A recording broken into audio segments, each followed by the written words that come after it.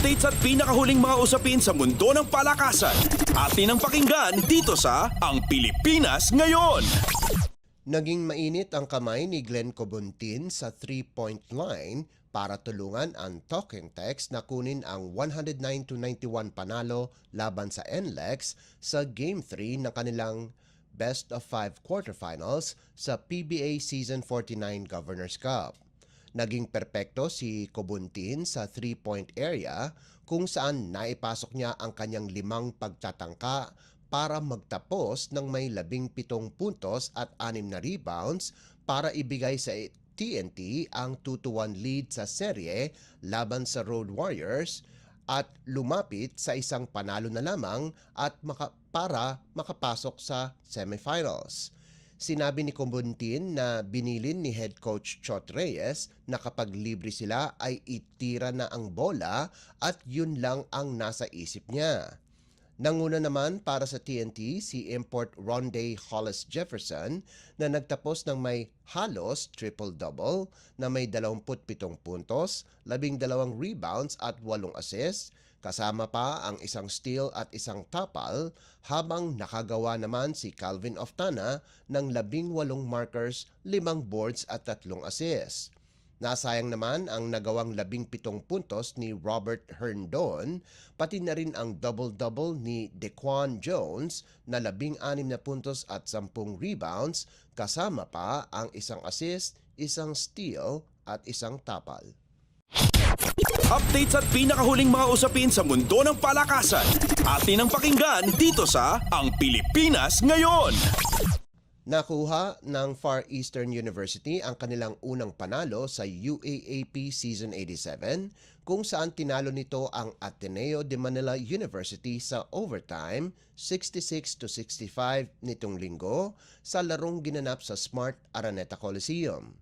Nanguna para sa FEU si Joric Bautista sa nalikom nitong 18 puntos, 5 rebounds, 1 assist at 1 steal, habang nagdagdag si Royce Alforque ng 12 puntos, 5 rebounds, 2 steals at 1 assist.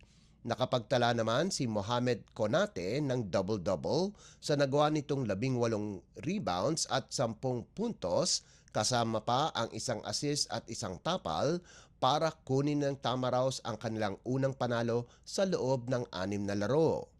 Nagtapos ng may 12 puntos si Chris Kuhn habang nagambag sina Jared Bahay at Christian Porter ng tig-11 puntos para sa talunang Blue Eagles na bumagsak sa 1-4 kartada.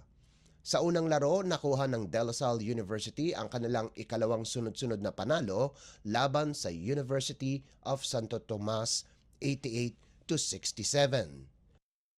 Nakagawa ng double-double si Mike Phillips sa nalikom nitong 18 rebounds at 12 puntos habang nakascore si Voris Marasigan ng 11 puntos. Nag-ambag naman sina Kevin Kiambao, Raven Gonzalez at JC Makalalag ng tig-10 puntos para mapaganda ng Green Archers ang kanilang record sa 5-1. Updates at pinakahuling mga usapin sa mundo ng palakasan. Atin ang pakinggan dito sa Ang Pilipinas Ngayon.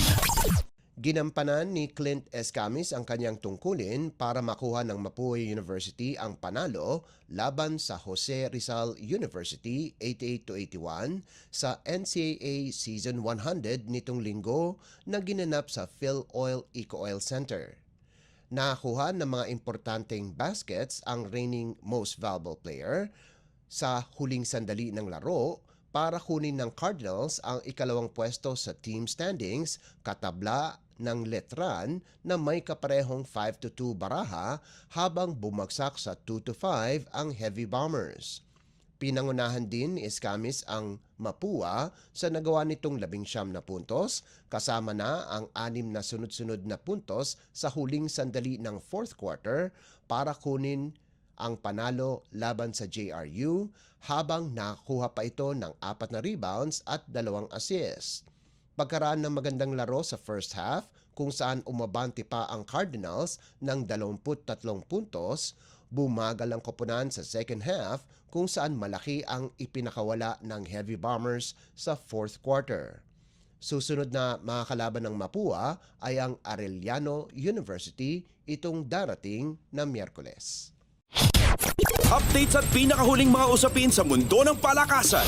Atin ang pakinggan dito sa Ang Pilipinas Ngayon. At yan ang pinakahuling balita sa larangan ng palakasan. Para sa Radyo Pilipinas World Service, ito po si Leo Magpayo. Magandang araw. Updates at pinakahuling mga usapin sa mundo ng palakasan.